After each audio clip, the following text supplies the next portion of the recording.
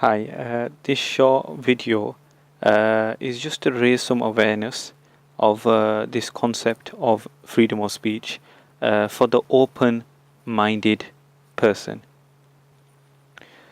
I'm not a scholar of freedom of speech or neither perhaps a student, but it's just as regards to raising some awareness about this concept and whether there are any hypocrisies involved in this.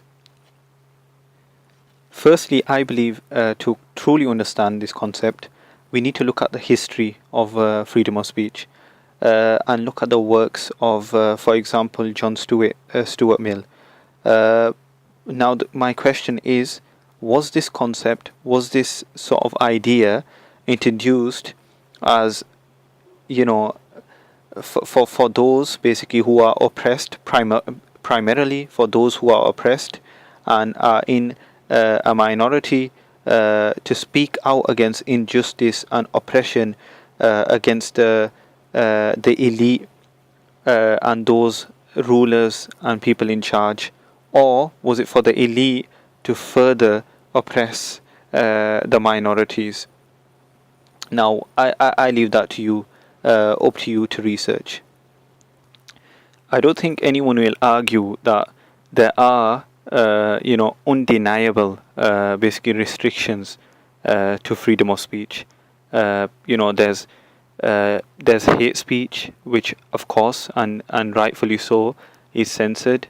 There's country secrets that are censored and rightfully so.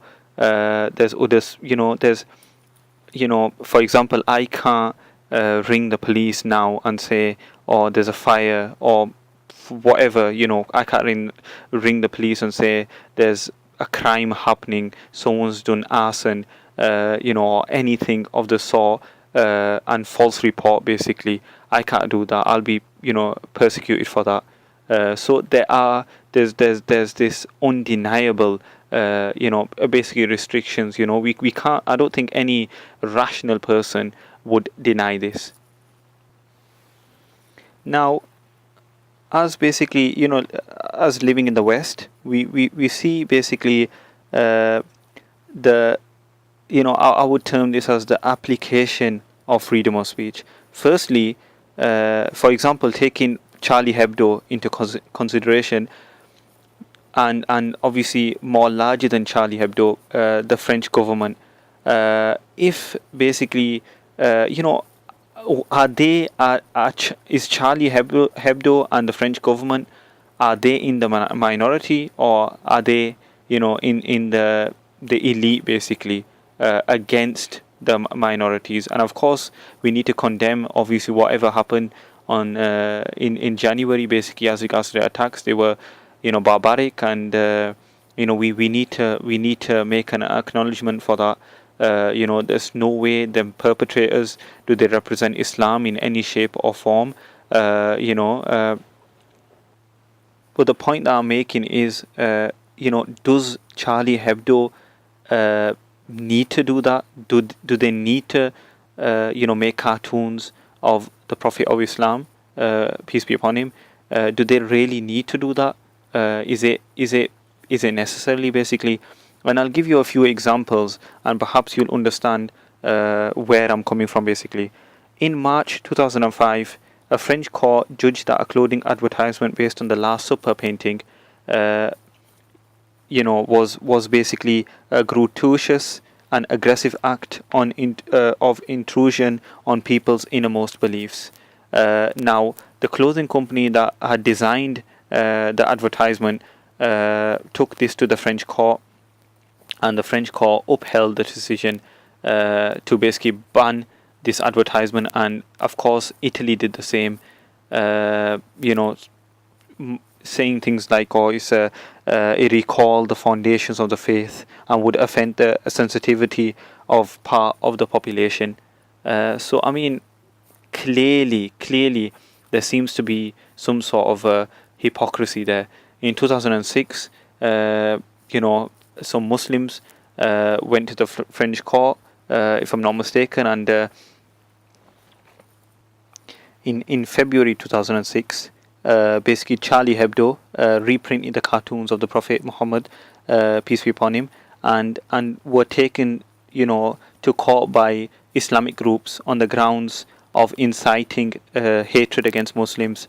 And of course, basically the court ruled that the cartoons were covered by the freedom of expression laws. In 2009, I believe, there was basically someone from Charlie Hebdo who basically made a remark as regards to the president then, Nicolas Sarkozy's son, and you can do the research yourself basically. And he was basically he was fired from his job. Again, you can say that he said something anti-Semitic if he did, and the laws do not basically cater for that, and rightfully so. However, the point here is, why are there laws basically restricting anti-Semitism, but they are for Islamophobia? In France, a man was convicted, based on my knowledge, that in 2008 for holding up a card saying "Get lost," you idiot or whatever, to to Nicolas Sarkozy, the president then. Basically he was charged on a criminal offence, convicted of a criminal offence, and the president, if I'm not mistaken, he used the same words for someone else who refused to shake his hand earlier on. In 2010, I believe, basically a man was convicted of basically of an offence basically for insulting the French flag.